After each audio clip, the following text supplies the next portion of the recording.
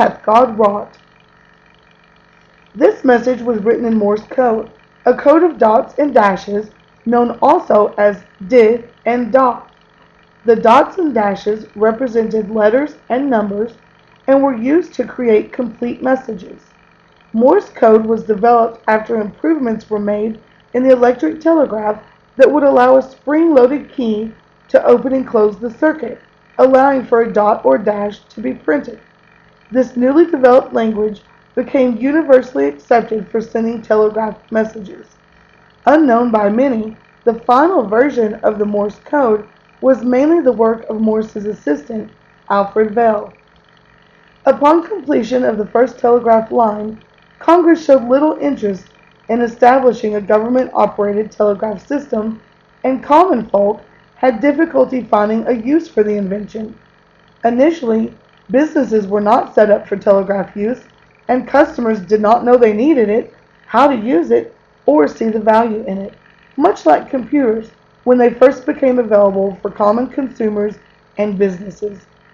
At the time, it was as incredible and astonishing as the computer when it first came out, said Tom Knoll, a history professor at the University of Colorado at Denver. For people who could barely understand it, here you had the magic of the electric force traveling by wire across the country. Similar to computers, people adapted and began using the telegraph. By 1847, telegraph lines ran from New York City to Louisiana, and by 1853, there were 23,000 miles of telegraph wires in the United States. In 1858, Europe and the United States were finally connected by wires lying at the bottom of the Atlantic Ocean. Unfortunately, the cables were not strong enough and snapped after only 3 weeks. It wasn't until 1866 that the transatlantic lines worked properly. Telegraph lines changed the way Americans worked and lived. By the late 1840s, telegraph lines were being erected so quickly that no one could keep track of the construction. By 1854, nearly 23,000 miles of telegraph lines were in use, and there were more miles of telegraph lines than railroad tracks. Much like computer programmers today, telegraphers earned high wages. As the telegraph industry grew, telegraph companies employed thousands of people across the nation. Men were hired to construct and maintain the growing network of telegraph lines, and women were hired to work as operators. During the mid to late 1880s, Western Union became one of the largest telegraph services in America. Western Union and the telegraph system relied on system operators and messengers to receive and deliver messages. Small businesses often could not afford telegraph equipment, which led way for Western Union to place telegraph stations in major areas and consolidating with other companies, making them the largest telegraph company. As seen in this photo, young boys were employed to deliver messages received and deciphered by operators. Due to the great success of the telegraph and a never-ending effort to expand telegraph lines, the nation became more easily connected. The transcontinental telegraph permitted rapid communication between the east and west coasts. This change, along with the electric stock ticker, allowed people in distant parts of the country the ability to purchase stocks more easily. The telegraph became the new means for receiving news, and residents of the Pacific Coast no longer had to wait for the Pony Express to acquire newspapers and mail.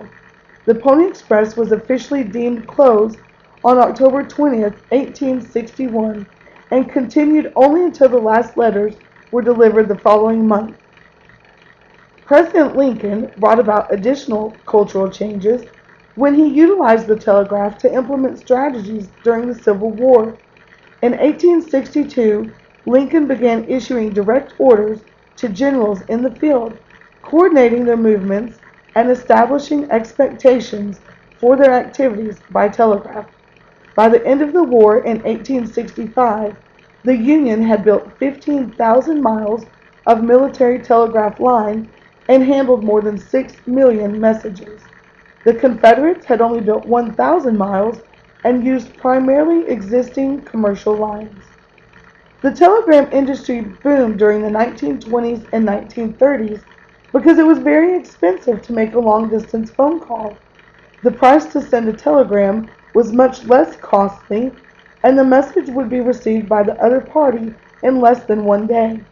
Much like text messages today, people found ways to abbreviate their messages in an effort to save more money.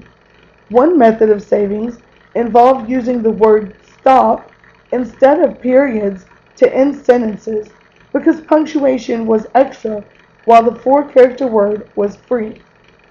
Word of monumental events spread rapidly due to the use of telegrams. Telegrams were used to announce the first flight in 1903 and the start of World War I. During World War II, the sight of a Western Union courier was feared because the War Department, the precursor to the Department of Defense, used the company to notify families of the death of their loved ones serving in the military.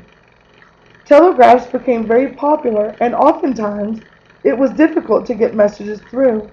People wanted better solutions, such as being able to send multiple messages at once, and those messages to travel faster. Where would we be today if the telegraph had not been invented? We would not have the Bell telephone, because Bell and Watson discovered sound traveled through wire by accident while working on improving the telegraph. Like most inventions, one new idea sparked another, and so on. It appears that sound recording, two-way radios, digital hearing aids, iPods, computers, dictation and court reporting equipment, Guitar Hero, closed caption, and Bluetooth technologies, to name only a few, would not be possible without the electric telegraph having its place in the historical communications timeline. Thanks to the invention of Morse code and the electric telegraph, lives were changed then and now. We are now able to incorporate this technology into modern uses. Harry Henderson, author of Communications and Broadcasting, provides two examples of how Morse code and the telegraph concepts are used today. Modern computer networks, such as the Internet, use the same principle as that of the telegraph for sending information around the world. When you send an electronic mail message, the local computer breaks it up into a number of packets of data. Each packet has an address or header that gives its destination and says which part it is of the complete message. Instead of human telegraphers, the computer network uses computers called routers and gateways to find the most efficient route for forwarding the packet. At the destination, the packets are sorted back into order and assembled into a complete message.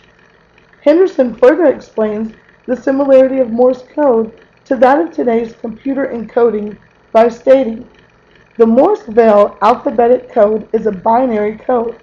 That is, it uses two elements, dot and dash, to make up each letter or number in the message.